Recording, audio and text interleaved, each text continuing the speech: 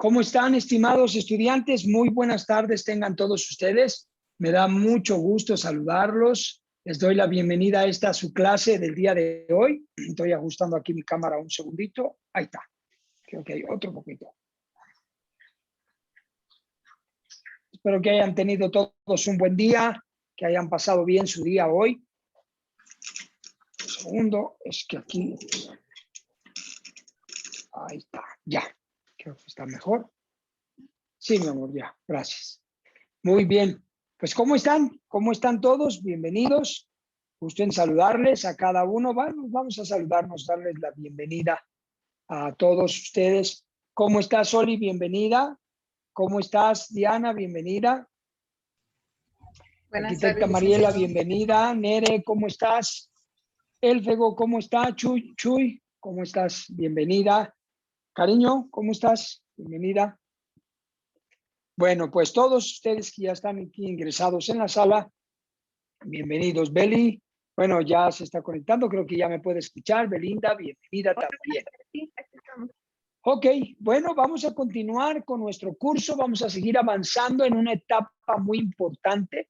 Espero que hoy podamos concluir toda la información necesaria de lo que es el estrés postraumático, los síntomas, el comportamiento que se genera, que se da en esta clase, para que mañana iniciemos con ¿qué es lo que hay que hacer?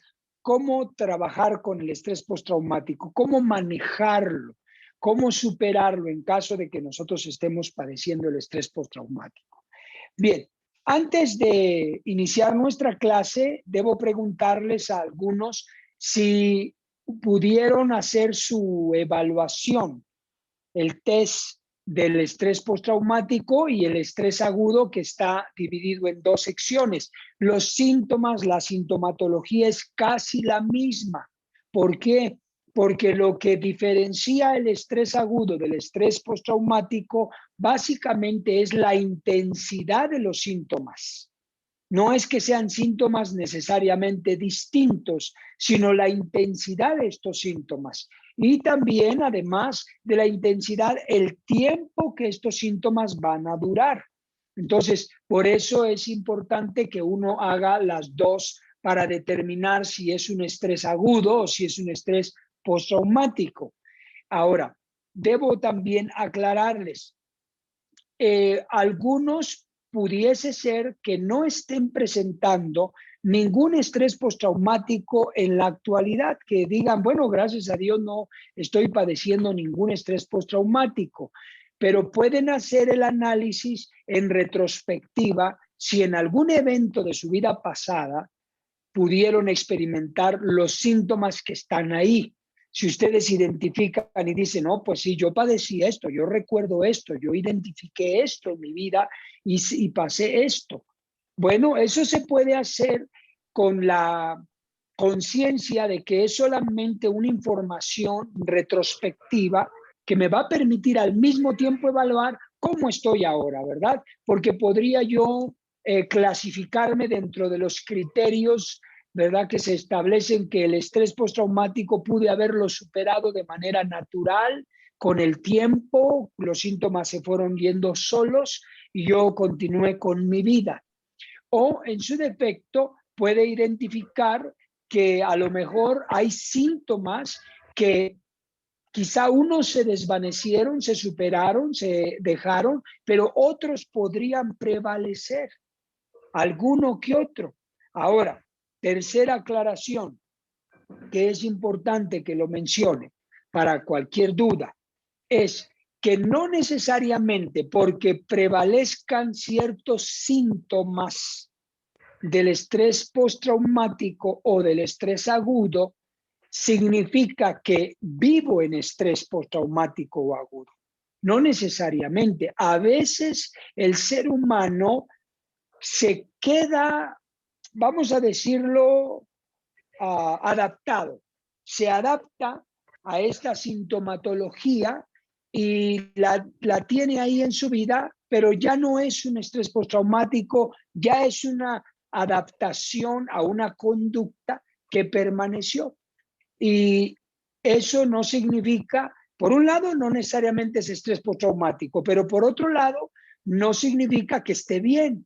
Pudiese ser que ya una vez que lo identifica, usted diga, bueno, es cierto, estas secuelas o esto me lo dejó el estrés postraumático, 1, 2, 3 síntomas, máximo 1 o 2, mejor dicho.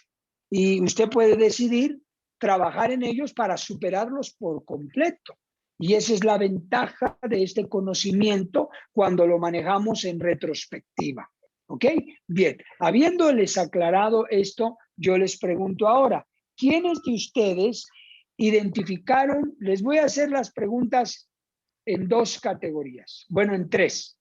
¿Identificaron estrés postraumático presente, derivado de un evento presente, vigente? 1, que me diga. 2, ustedes pueden decir, bueno, no vigente, no presente, pero identifiqué sintomatologías que tuve en el pasado. ¿Okay? Segunda pregunta, una u otra. Tengo, tuve. Tercero, ¿consideras que tienes estrés postraumático? ¿Tuviste? Tercera pregunta es, ¿qué grado? Básicamente la sintomatología es baja, son muy pocos los síntomas o prácticamente casi nulo o en su defecto fuertes. Hay fuerte presencia de síntomas. ¿Ok?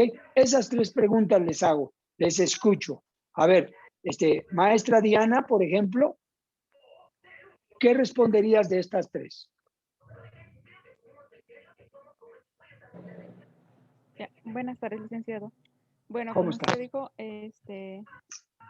en el curso anterior, Muy bien.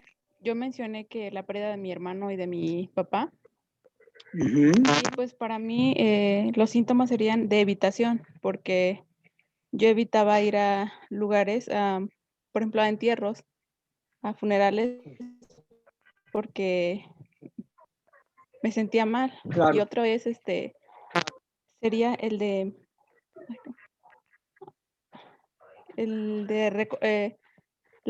recordar.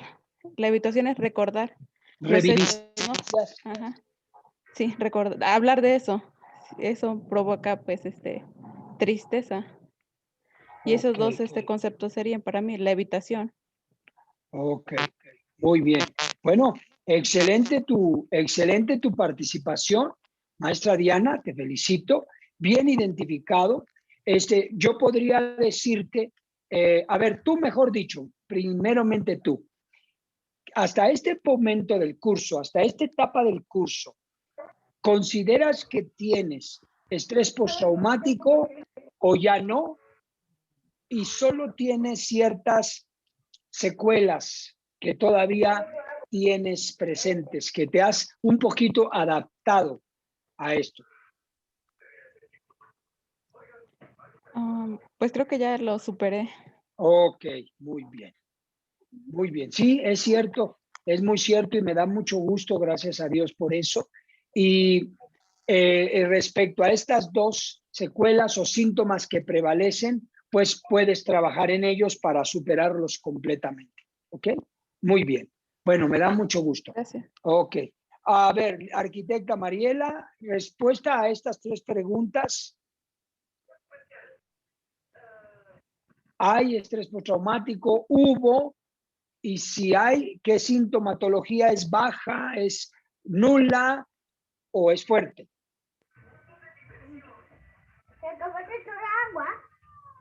Buenas tardes. Buenas tardes. Creo que sí, en el transcurso de mi vida he tenido situaciones que sí han dejado, creo que un estrés postraumático, trastorno de estrés postraumático agudo y muy avanzado durante muchos años. Y creo que aún tengo algunos síntomas, pero también estoy segura pues que ya lo superé, porque a comparación de cómo me sentía años atrás, pues ahora ya no me siento igual. Ok, excelente. Bueno, muchísimas gracias por tu participación y qué bueno. Este curso les va a ayudar precisamente para evaluar el diagnóstico y hasta qué grado está el avance. ¿Y Sí, en qué áreas podemos seguir trabajando? Porque recuerden que a veces las circunstancias de la vida nos moldean y nos terminan por hacer personas que no éramos así y que nos volvemos así. Pero podríamos nosotros cambiar, recuperar otra vez esa forma de ser, siempre y cuando no hablemos de niveles de experiencia, ¿verdad? Nunca vamos a ser los mismos en el sentido de la madurez, en el sentido de la experiencia, no vamos a ser los mismos, pero sí podemos haber sido afectados en nuestra forma de ser. A lo mejor ya no reímos, a lo mejor ya no somos tan felices, a lo mejor ya no tenemos confianza en la gente, a lo mejor ya no somos abiertos, a lo mejor vivimos con ruptura de vínculos, disociación, vivimos con conductas de evasión. Entonces son cosas en la vida que no necesariamente tenemos que seguir así el resto de nuestra vida y morir así, sino podríamos recuperar esas áreas otra vez y volverlas a agregar a nuestra vida, ¿verdad? Darle una reasignación a lo que pasó para poderlo modificar. Entonces, de eso se trata y hay que aprovechar mucho esto. Muy bien, gracias, Arqui, por tu participación. Una persona más voluntaria. Ya me dirigí directamente a 2, pero una persona voluntaria que pueda responder estas 3 preguntas. Repito, padece y está identificando que padece estrés postraumático o estrés agudo. Una de las dos, dependiendo de la intensidad de los síntomas o de la durabilidad de los síntomas, de 1 a 3 meses o más de 3 meses.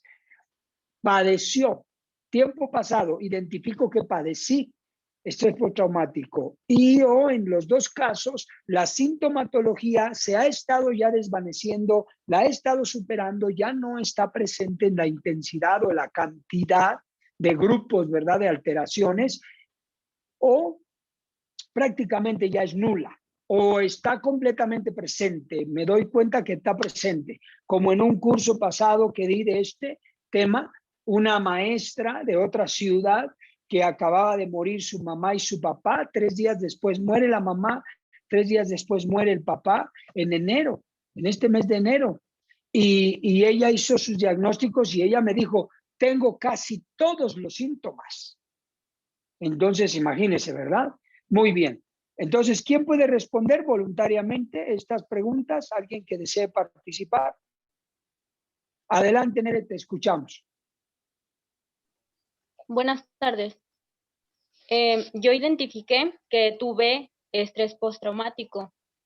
Creo que fue sintomatología alta porque tuve dificultad para conciliar el sueño, irritabilidad, recuerdos repetitivos e intrusivos, pesadillas recurrentes y esfuerzos para evitar acciones, personas o lugares. Pero creo que ya lo superé. Wow. ¿Alguno de estos síntomas permanece todavía? ¿Está ahí como una forma de adaptarte a la vida con uno de estos síntomas? Creo que aún un poco la evitación de lugares. Muy común eso, es cierto. Lugares o personas, ¿verdad? Queda uno a veces como resentido, ¿verdad? En esa área. Ok. Muy bien, Ere. Pues podemos trabajar eso. Vamos a estarlo analizando. Muchas gracias. Está bien, Arqui, recibí tu mensaje. Muy bien, no te preocupes. Ok, vamos entonces a continuar con nuestra clase de hoy. Ok, solo tengo una pregunta más. A ver quién se atreve con mucha valentía a contestar. Cuando hablamos de la ventana de tolerancia en la clase que vimos ayer, hay 3 ventanas de tolerancia. Cuando hablamos de ventana de tolerancia 0, normal y traumática, ¿alguien podría decirme por qué 0, por qué normal y por qué traumática? Yo. Adelante, Arqui.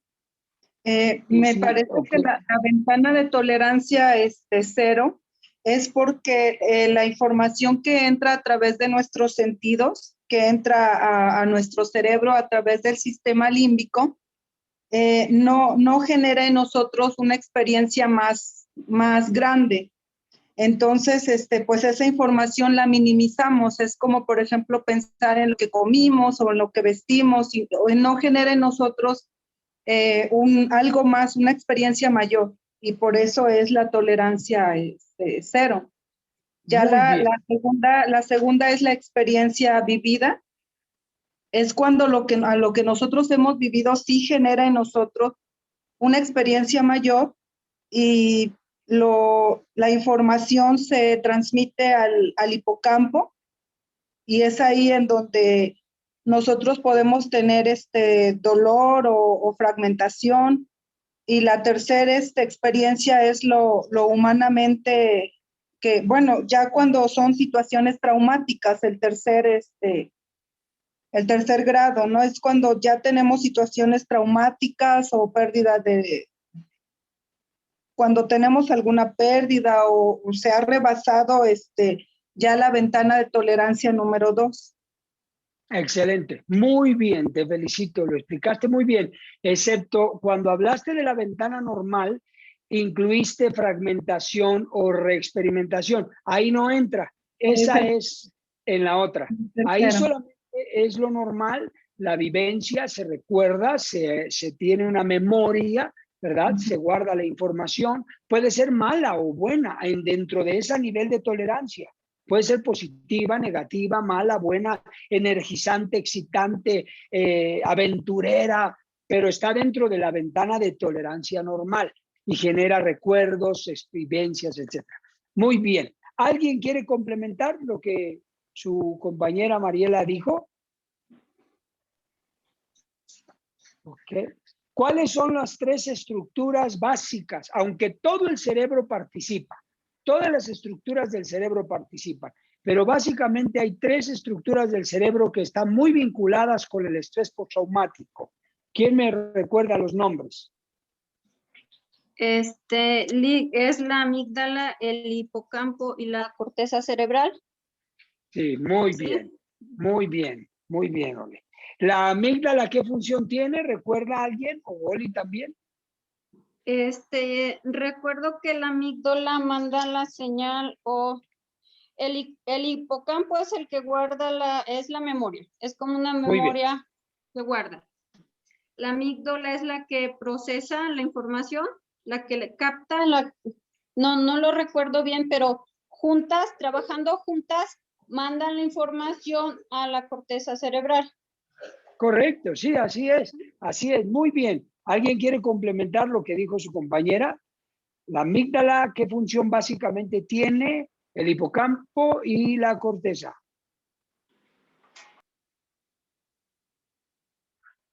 Ok, bueno, les doy una ayudadita. La amígdala es una glándula que pertenece al sistema límbico. Esa pequeña glándula se encarga de procesar sustancias químicas, que son las emociones que vamos a experimentar de acuerdo a los sentidos. La amígdala, recuerden, amígdala, emociones, así, procesa emociones, ¿verdad? Así simple, lo que sentimos, las emociones que experimentamos. El hipocampo es la estructura del cerebro que recoge la experiencia emocional y la va a llevar como un elevadorcito al cerebro. La corteza cerebral es las redes neuronales donde se guarda toda la información a corto, mediano y largo plazo y se construye la memoria, ¿verdad? Y obviamente ahí se hace la huella traumática. Bien, bueno, los felicito. Poco a poquito vamos comprendiéndonos cada vez más. Vamos a nuestra clase entonces de hoy. Página número 12 de su manual.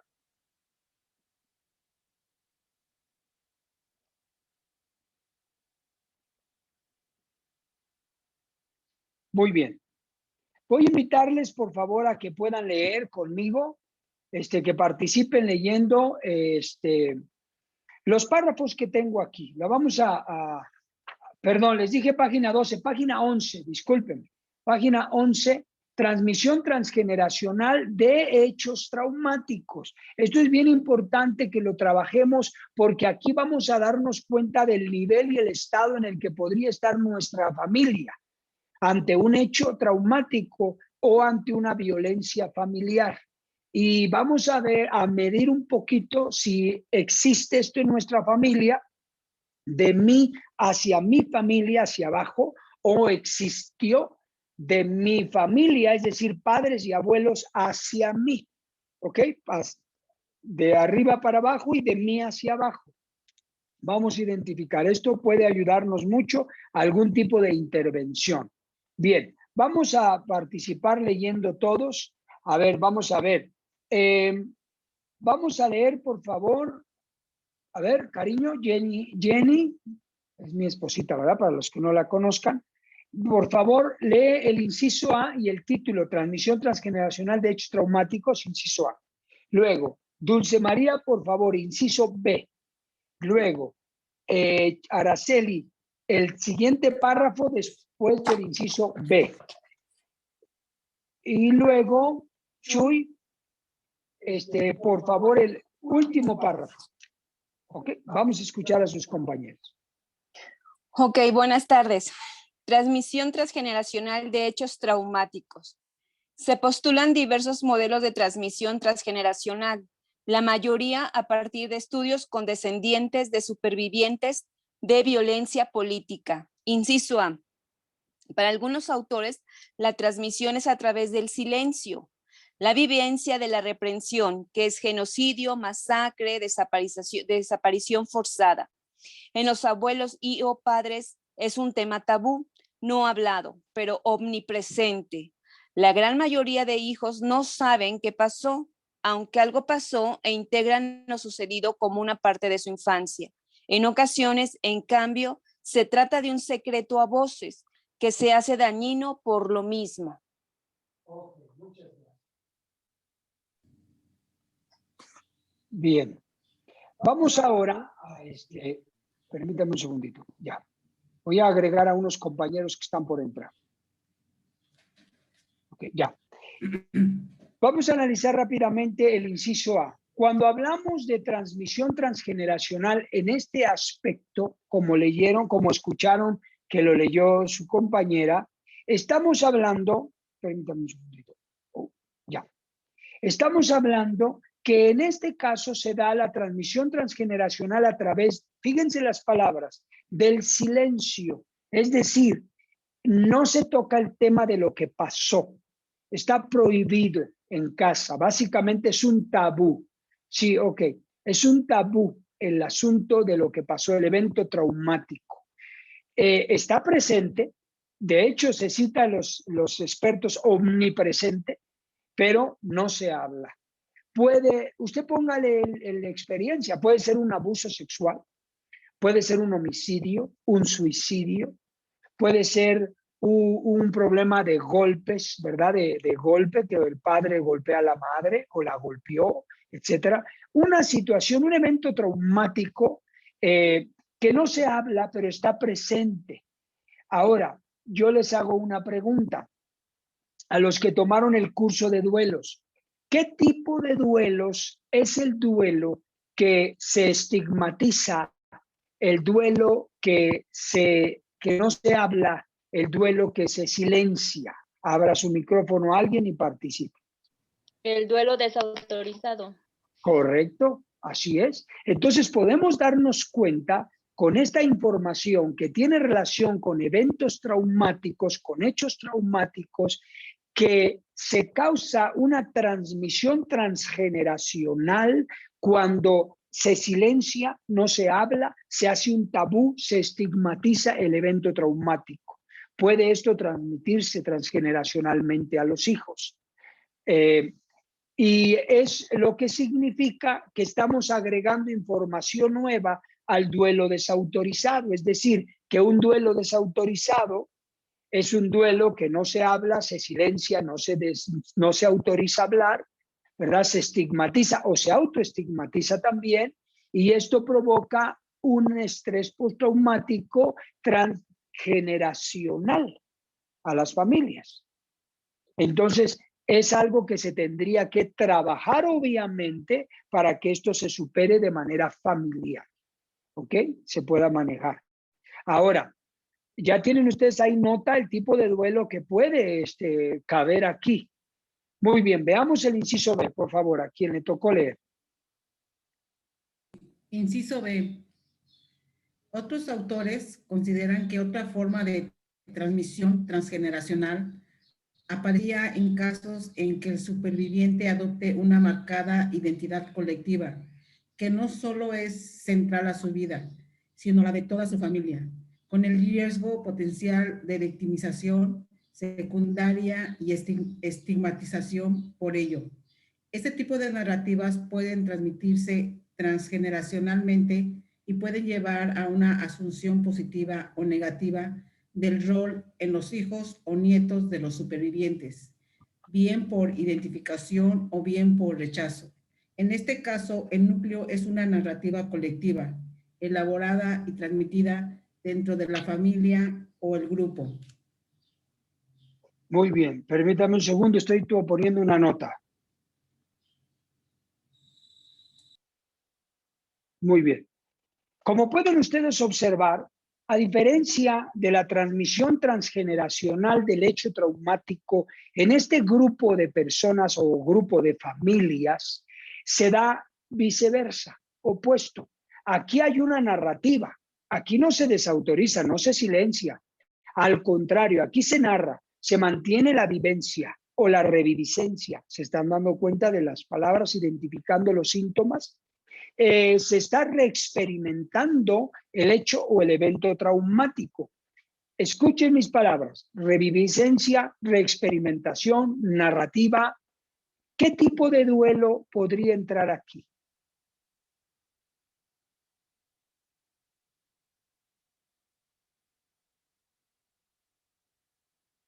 ¿Recuerdan los duelos? Desenmascarado. No. ¿Cuál es el duelo que se caracteriza por la reexperimentación o reviviscencia? ¿Es un duelo complicado? Sí, correcto. Es un duelo complicado, muy bien.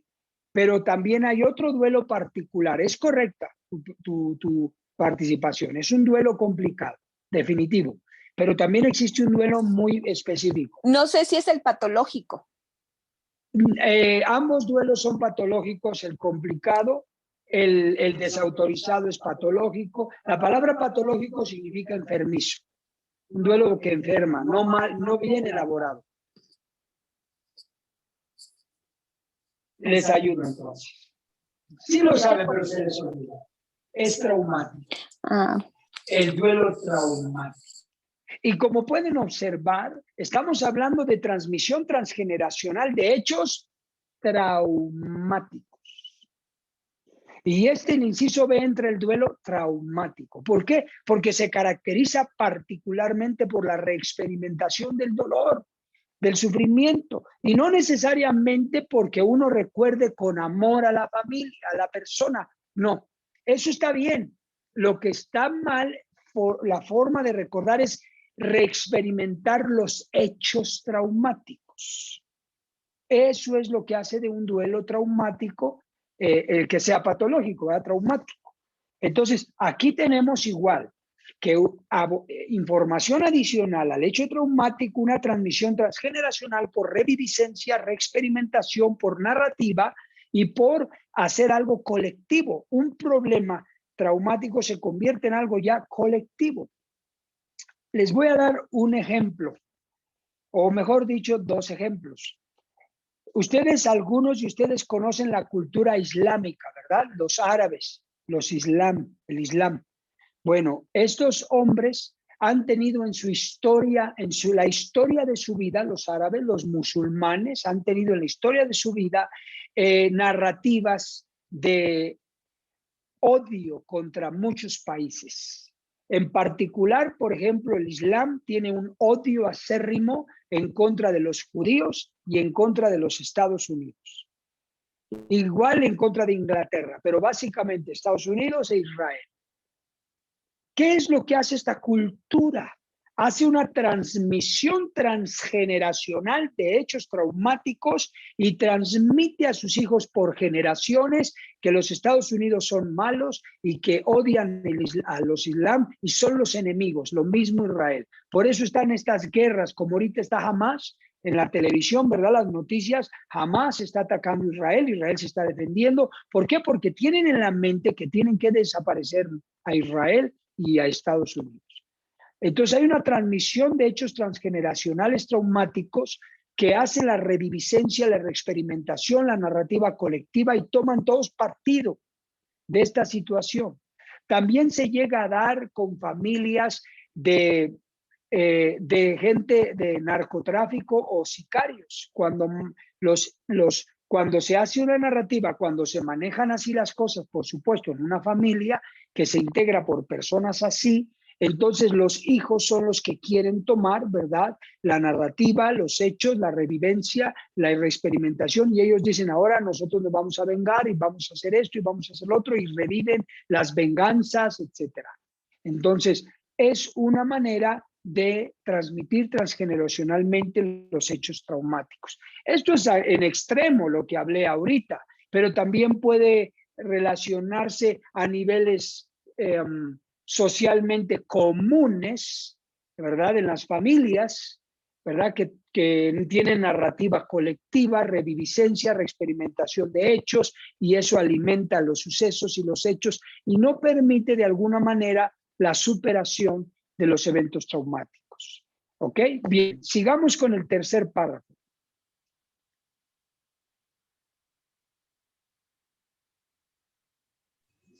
Dice, las problemáticas derivadas de este tipo de situación son muy complejas, pero cuando el trauma y sus consecuencias son un hecho omnipresente en la vida del niño, aparece un espacio de vinculación en los que los hijos deben algo a los padres permanentemente. La relación nunca puede ser horizontal. Esto puede generar múltiples conflictos, especialmente alrededor de los aspectos de separación, individuación, en las dificultades para ser autónomos y separarse del núcleo familiar. Wow, o sea, este tipo de situaciones, como leímos a continuación, pueden dar la explicación que a veces no se encuentra en el caso de los hijos que no dejan el hogar, no se independizan. ¿Por qué? Porque experimentan inseguridad, la necesidad de ser protegidos, de estar bajo protección, de no desvincularse, ¿verdad?, del seno familiar. Entonces las relaciones se vuelven horizontales, perdón, en lugar de horizontales se vuelven verticales, es decir, sigue siendo el papá, la mamá y el hijo. No es horizontal cuando hablamos de la independencia, que el hijo se separa, hace su vida y comienza a hacer su vida independientemente. Y esto muchas veces se debe a que hay hijos que vivieron traumas o transmisión transgeneracional de hechos traumáticos que los llena de temor, de inseguridad y no quieren salir de casa. O no se casan o no se quieren ir de casa con su pareja, ¿verdad? Quieren vivir ahí dentro del hogar por la necesidad de tener protección, ¿verdad? No separarse del núcleo familiar. Esto podría ser una respuesta. Miedos, temores, inseguridades. Recuerden la sintomatología, uno de los grupos que se altera es el grupo de la personalidad del individuo, su autoestima puesta por los suelos. Entonces, es el grupo 4. Entonces, necesitamos considerar que esto puede ser posible, ¿ok? Ahora, veamos el siguiente párrafo. Esto es al revés, en lugar de los hijos, los padres. Parte de la necesidad de no ser abandonado de quien pasó por una experiencia traumática grave puede reflejarse en las actitudes de sobreprotección, de ansiedad, de separación de los padres hacia el hijo, de seducción a través de compras, de concesiones o de falta de poner límites adecuados o a determinadas conductas. Sí, como se llama, ¿verdad? La sobreprotección a un hijo. A veces pudiese ser que la familia vivió un evento traumático, la familia vivió un hecho traumático, una situación que los dejó afectados y los papás por temor, por miedo, tienen una sobreprotección y de alguna manera están seduciendo o convenciendo o manteniendo al hijo o a los hijos cerca, que no se vayan, les da mucho miedo, no quieren soltarlos, no quieren dejarlos, están paranoicos, ¿verdad? Y eso genera un problema por transmisión transgeneracional de los hechos traumáticos. Entonces, queridos estudiantes, esta información nos sirve para que de alguna manera podamos evaluarnos como padres, como hijos, como familia, si recibí esas experiencias de mis padres o abuelos o yo hacia mis hijos. Necesitamos darnos cuenta y hacer un cambio para evitar que esto siga teniendo un efecto transgeneracional. Bien, página 12. Ahora vamos a ver una transmisión transgeneracional en la violencia familiar. La violencia familiar por sí misma, o como se le dice en la salud per se, es traumática, porque el hogar es el núcleo, ¿verdad? El hogar es el núcleo de protección. El hogar es la guarida, el hogar es el lugar de seguridad. Es a donde la mamá, el papá, los hijos deben de sentirse protegidos, cuidados, guardados. No debe existir amenaza en el hogar. No debe existir violencia en el hogar.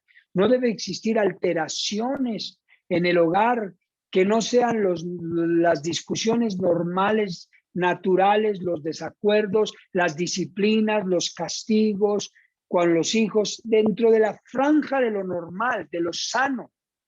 Pero cuando existe una violencia familiar, se puede generar un hecho traumático, pero específicamente de violencia familiar, por eso lo toco independientemente, y se hace una transmisión transgeneracional que puede tener efectos negativos en generaciones, como el otro, ¿verdad? Vamos a analizar esto, por favor. Voy a pedir que lea ahora a ver, Maxim, por favor, lees el primer párrafo del título, por favor, hija. Y ahí le paramos para ver la otra, es una pregunta. Vamos a escuchar a Maxim. ¿Hasta qué punto los hijos de padres violentos o abusadores perpetúan el mismo modelo en sus hijos? Los estudios indican que, en parte, así es. Lo que ocurriría en este caso es que habría una introyección de valores de autoridad y de legitimación del recurso a la violencia que harían que ésta fuera usada con mayor probabilidad frente a los propios hijos. Oliver, en 1993, sugiere que a partir de diferentes trabajos, que 1/3 de los adultos que sufrieron abusos en la infancia son padres abusivos y con negligencias graves. 1/3 no manifiesta ningún tipo de disfunción y otro 1/3 tienen conductas normales, pero una alta vulnerabilidad a la presión, es decir, que ante un gran estrés pueden reaccionar de forma violenta. Kaufman y Ziegler coinciden en una tasa de transmisión transgeneracional de las conductas de incesto, abuso o violencia del 30%. En estos casos, sí suele haber un gran paralelismo respecto a la edad en que se produjeron los abusos, el tipo de abuso, el contexto y el modo en que este se realizó, etc. ¡Wow! ¡Qué tremenda información!, ¿verdad? Gracias, Maxim, bien leído. Lo que explico aquí para complementar la información solamente es clara, ¿verdad? Aquí es clara. Quiero mencionar 3 aspectos importantes dentro de este párrafo. El primero, ¿cómo se da la transmisión transgeneracional de la violencia familiar? Existe un término que se conoce en la salud, en la psicología, en las ciencias de la salud mental, que se llama introyección. La introyección, fíjese bien, introyección, como de inyectar, ¿verdad? No es introspección, como de inspeccionar dentro. Es como de inyectar dentro, ¿verdad? Introspección. Es un proceso psicológico en el que un individuo o un hombre, una mujer, construye sus propios valores, sus propios rasgos de personalidad. Fíjese lo que estoy diciendo, propios valores, propios rasgos, propias conductas, pero fragmentadas debido al maltrato y a la violencia que éste recibió. Entonces, a esa construcción, a ese proceso psicológico de construcción, de autoconstrucción, de valores, de conductas, de rasgos, de fragmentados, se le llama como introyección. ¿Qué es lo que significa? ¿A qué nos lleva? A que el individuo legitimiza sus propias conductas de violencia. Él justifica por qué puede hacer esto, por qué lo hace, por qué lo debe hacer. Entonces la persona vive construida en un mundo justificado de su violencia intrafamiliar. Por ejemplo, un niño, recuerdo el caso de una familia donde el papá golpeaba a la mamá, pero la golpeaba y le transmitía a su hijo que, mire, mi hijo, para que vea cómo se trata a las mujeres, para que entienda. Y el hijo, que tenía como 9 años, o 8 o 9 años, empezaba a golpear a su hermanita de 5 años. Porque tienes que aprender que los hombres somos los que mandamos. Imagínate la transmisión transgeneracional de la violencia familiar a esta temprana edad. Está el caso de un hombre también que él sufrió la violencia familiar por parte de su papá hacia su mamá, y cuando este hombre se casa, él violentaba a su esposa, él la maltrataba, y él decía, pues si mi mamá sufrió, ella también puede sufrir. ¿Por qué no va a sufrir? Si a mi mamá, a mi papá le hizo esto, yo también puedo hacérselo a ella. O sea, imagínense la transmisión transgeneracional, ¿verdad? En este caso de un hombre. Y otro caso más de un niño que cuando que fue abandonado. Este niño fue abandonado por sus papás.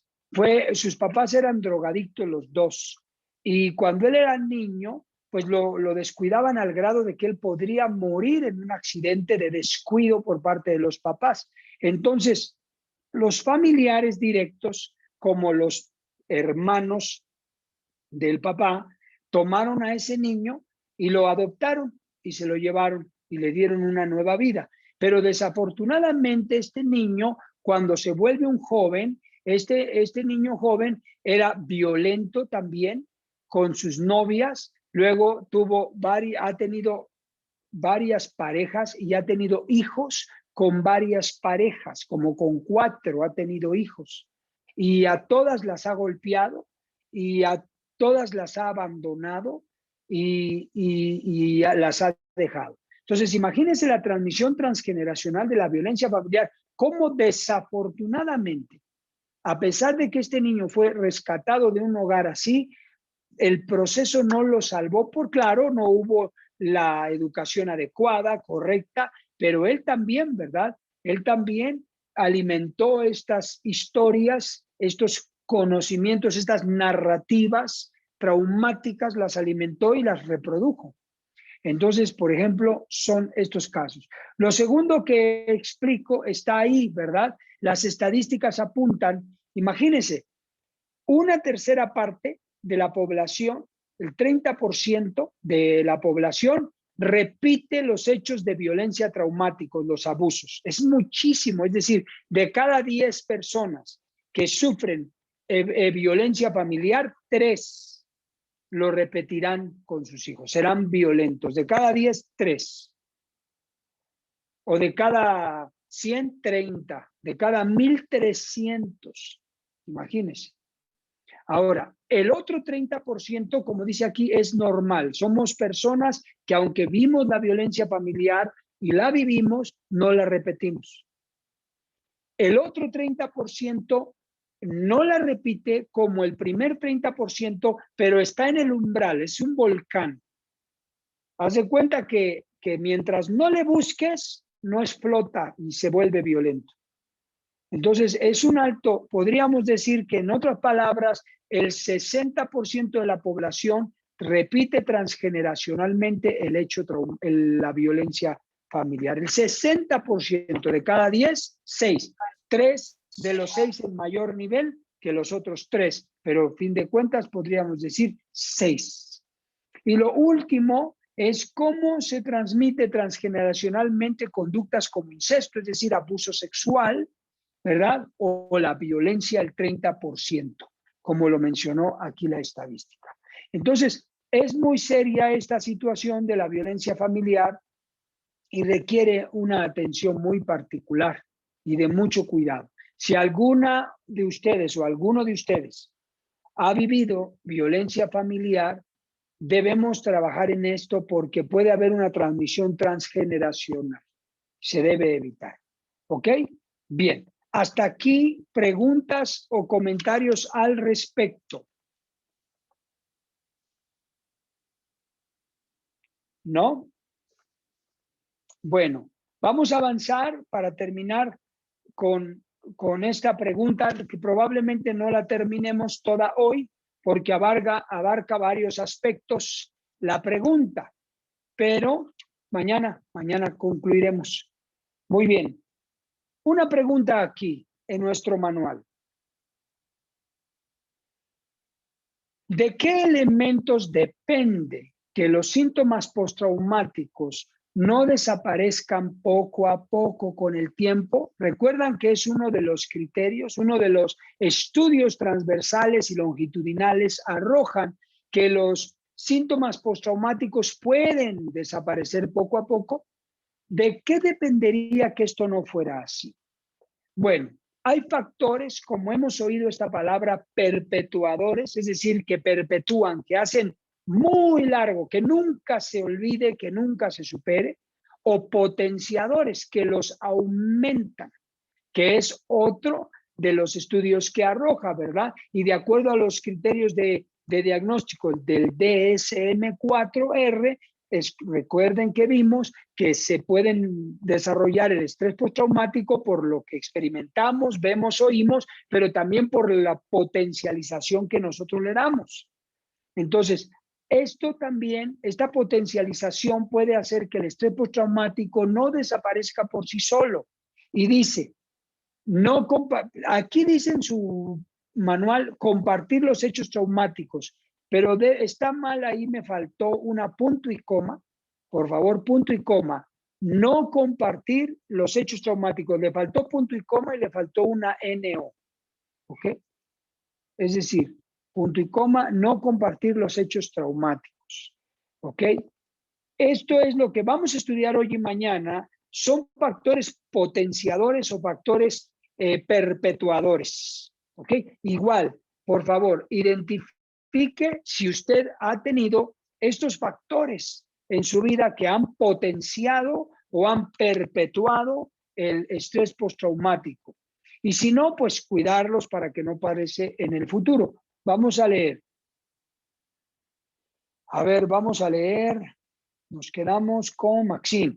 Maestra Celia, me da gusto saludarla. Por favor, de la pregunta lea usted el primer párrafo, por favor, con el punto 1, 2, 3 y 4.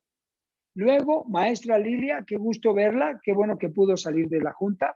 Siguiente párrafo, por favor, de la pregunta, ¿ok? Y ese párrafo va hasta la otra página. Así que vamos a escucharles.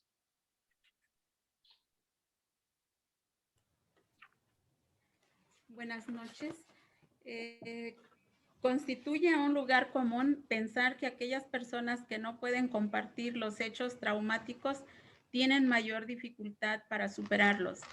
Pennebaker, 1998, ha demostrado en diversos estudios experimentales los efectos beneficiosos para la salud de compartir las experiencias traumáticas.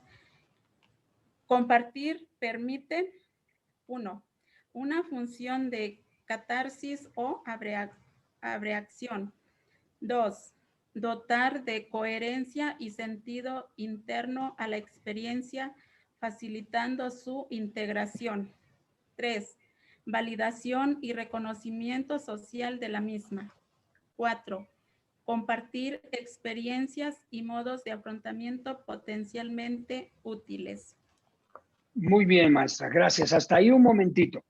Bien, lo que estamos escuchando aquí como respuesta a esta pregunta es que el compartir los hechos traumáticos es un potenciador para recuperarnos, no para evitar, ¿verdad?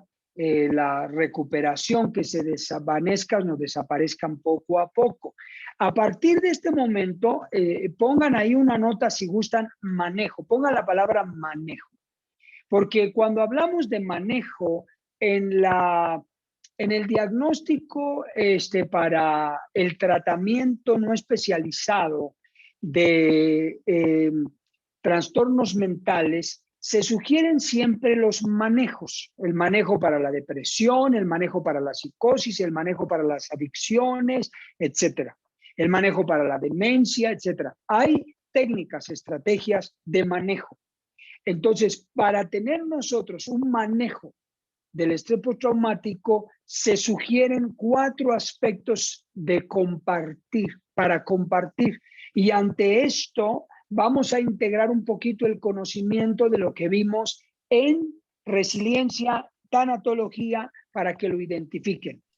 1, 4 formas del manejo, 4 sugerencias.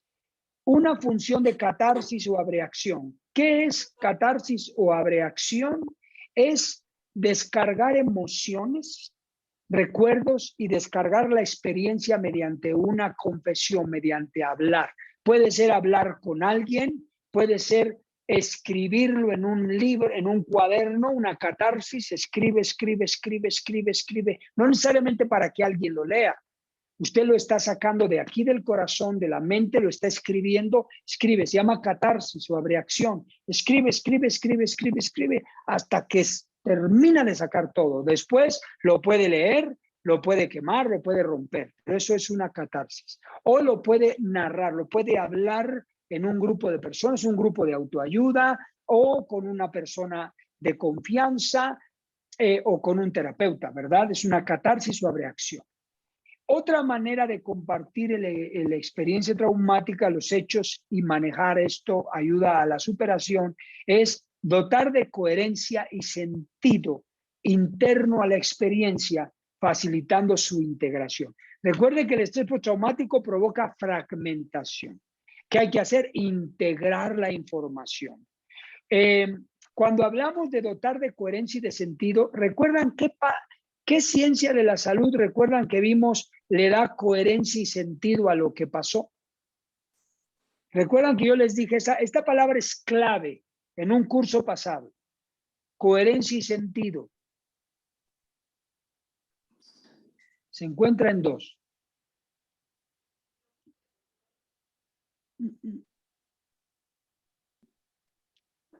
¿Disociación? No, la disociación es un síntoma derivado del estrés postraumático. Hablamos de partes positivas. Cuando trabajamos dotar de coherencia y sentido, trabajamos la tanatología. La tanatología le da sentido a la pérdida, a la muerte. Y cuando hablamos de coherencia y sentido, ¿recuerdan? Resiliencia.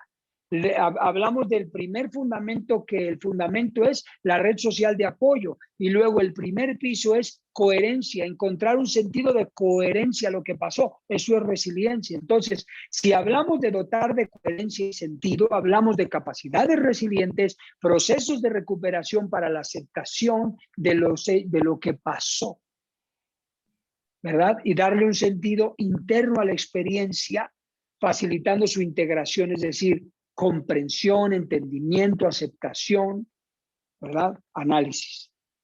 Tercero, ¿qué hacemos? Validamos y reconocemos socialmente la misma. Esto ya es en contra totalmente de la desautorización, ¿se fija? Validamos y reconocemos reconocimiento social de la misma. Hay una integración a la sociedad, no hay una ruptura de vínculos. ¿Por qué? Porque estamos validando y reconociendo socialmente lo que pasó. Entonces, ante esto, estamos trabajando nosotros evitando el duelo desautorizado, porque es negar, silenciar, ¿verdad? No hablarlo, el tabú, que hablamos de la transmisión transgeneracional del hecho traumático, que se maneja como un tabú, ahí lo estamos nosotros trabajando. Y número 4, compartimos otras experiencias y modos de afrontamiento potencialmente útiles. Volvemos a resiliencia. Resiliencia, una capacidad resiliente es la experiencia, se comparte y se saca provecho de lo que pasó, y tenemos los modelos de afrontamiento. ¿Recuerdan en resiliencia? Básicamente 3 modelos de afrontamiento que son útiles. Entonces, estamos integrando el conocimiento a través de este manejo mediante el compartir los hechos traumáticos y evitar la potencialización o la perpetuación del evento traumático. ¿Ok? Muy bien. Vamos a leer el último párrafo para terminar nuestra clase de hoy con esta primer parte a la pregunta: ¿de qué elementos depende que los síntomas no se puedan desvanecer por sí solos? Hasta aquí, en otras palabras, no compartir los hechos traumáticos. Eso potencializa y perpetúa. ¿Y cómo los compartimos? Con estos 4 sugerencias o pasos de manejo. Aquí los tenemos. ¿Qué hago? ¿Qué hago para no perpetuar? ¿Qué hago para no potenciar? Pues número 1, número 2, número 3, número 4. Ya tenemos ahí una estrategia. Recuerden que estamos entrando a la parte ya de las soluciones. Una estrategia. Bien, vamos adelante, maestra Lidia, por favor. Dice, pero compartir no es una necesidad universal ni tiene por qué ser universalmente beneficioso. Conviene tener en cuenta que, inciso A, la negación de hechos traumáticos constituye una herramienta útil para la asimilación progresiva de los mismos. Forzar la narración de hechos puede ser en estos casos atrogénico. Inciso B, hay un riesgo importante de retraumatización cuando en la base hay imágenes o recuerdos extraordinariamente dolorosos que la persona ha empezado ya a integrar con sus propios recursos: disociación, reestructuración, elaboración. Racionalización. Compartir en este momento puede añadir nuevos elementos que resitúen los hechos donde estaban anteriormente. Inciso C. Existen culturas que desaconsejan la manifestación pública de emociones negativas, entendiendo que éstas debilitan a la persona o que pueden crear enfermedades en quienes la rodean. La persona puede sentirse atrapada entre lo que siente que debe hacer y lo que el terapeuta le exige por su propio bien. Muy bien, gracias, maestra. Bien leído. Vamos a analizar solamente este último párrafo para concluir. Como podemos observar, aquí se sugiere también que la experiencia de compartir como un manejo no necesariamente tiene que ser universal para todas las personas y para todos los casos.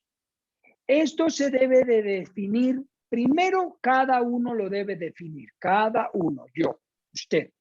Segundo, dependiendo de los hechos, ¿verdad? Y de las circunstancias. Sin embargo, los 4 pasos de manejo sugeridos no están forzosamente para que se hable, para que se comparta con toda la gente. No. Si recuerda, le dije hace un momento, número 1, la catarsis o la abreacción. Esa puede ser sin decírselo. Recuerda que le dije, pues escribir un cuaderno, escribir y escribir y escribir todo lo que siente, piensa, vivió y experimentó, y lo quema, lo rompe, lo lee y ahí lo guarda o lo tira. O claro, lo puede compartir con otros, pero puede ser personal. Dotar de coherencia y sentido es un trabajo que también puede ser individual por sus propias capacidades resilientes y su manejo en el proceso del duelo.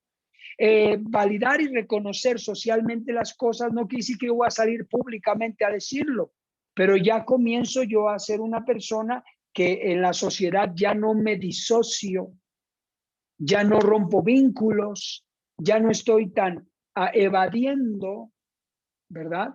es cuando comienzo a salir y decir, bueno, aquí está, aquí estoy, la gente me va a ver, me estigmatiza, pero yo ya no me autoestigmatizo, si es que fue ese caso.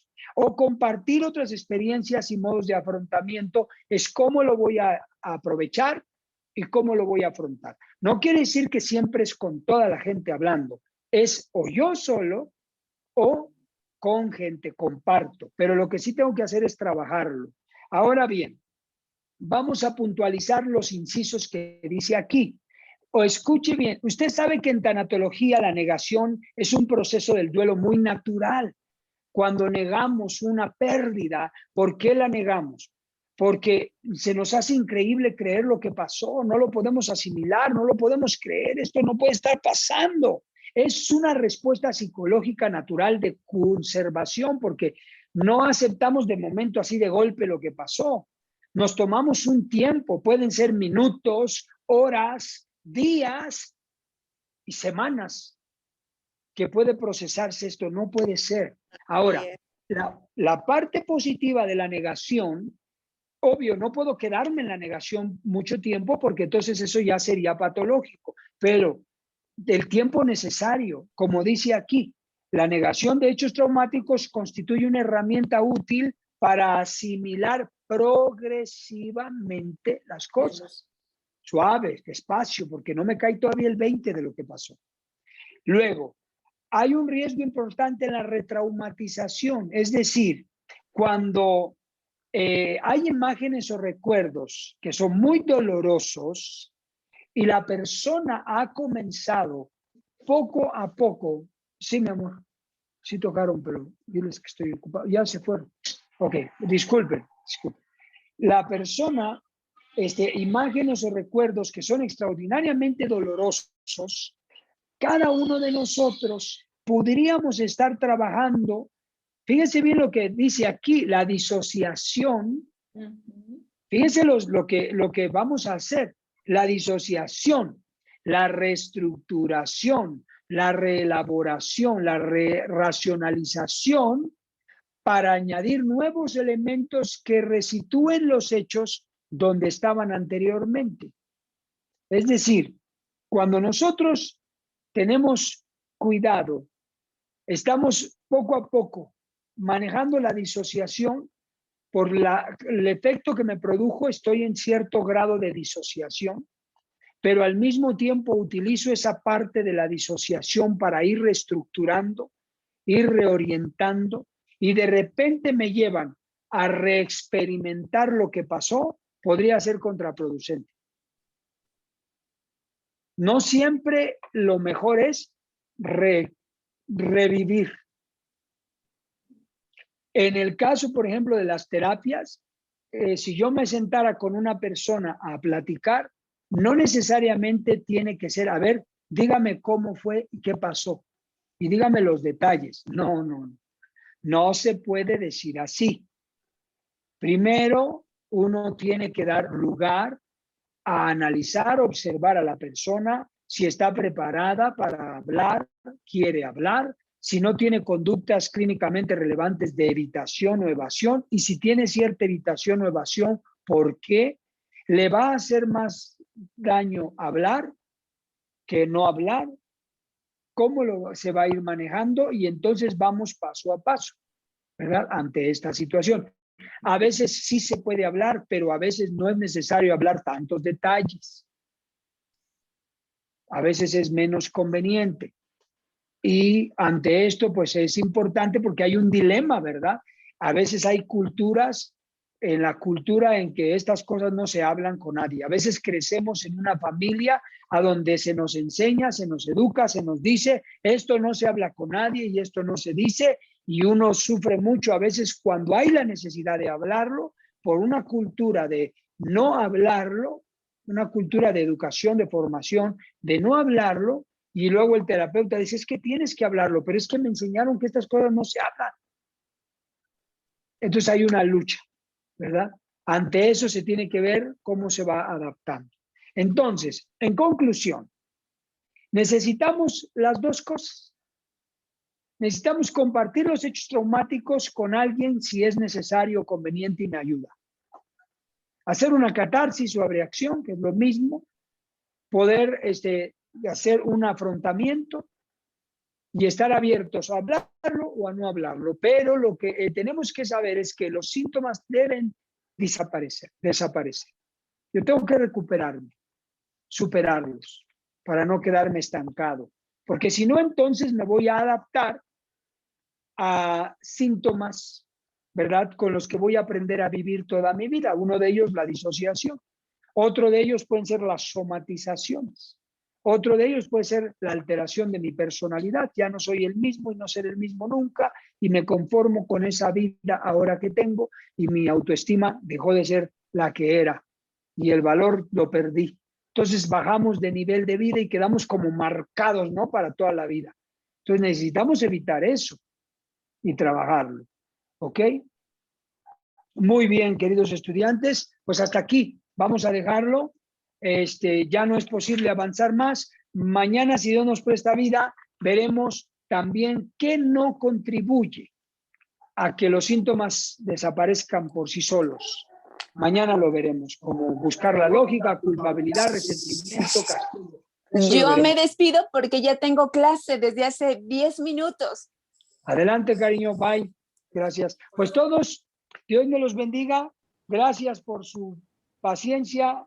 ¿Alguien tiene una pregunta o duda antes de despedirnos? ¿No? ¿Ok? Yo. Adelante, maestra, le escucho. Solamente decirle que me sentí muy identificada con estos pasos, los 4 pasos. Ok. Para los efectos beneficiosos para compartir y permitir las experiencias traumáticas, porque yo asistí con un terapeuta. Oh, sí. Yo tuve un estrés postraumático. Entonces, al estar viendo todo esto, me sentí muy identificada. Y lo último que yo hice es sacar fuerzas de mi interior.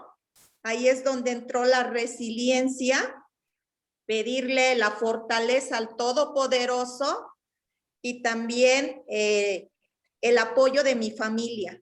Claro. Eso me ayudó muchísimo para salir adelante. Y creo que estoy ya olvidando ese estrés postraumático. Y me siento muy orgullosa de haber asistido a la Iglesia Nueva Vida, que ahí encontré a Dios, a Cristo Jesús. Así es. Qué bueno, maestra. Gracias por su testimonio, gracias a Dios por su recuperación y qué bueno que está identificando la información y la está complementando, confirmando. Pues muchas gracias por compartir y pues para nosotros es una bendición tenerla en Casa Nueva Vida. Gracias. Gracias. Muy bien, queridos estudiantes. Gracias. Pues si alguien no tiene alguna pregunta o comentario, entonces nos despedimos, terminamos la clase. Que Dios los bendiga mucho, que descansen. Nos vemos, si Dios nos presta vida, mañana a las 7. Un abrazo a todos. Gracias. Muchas gracias. Gracias, buenas noches. Buenas noches. Gracias. Buenas noches a todos.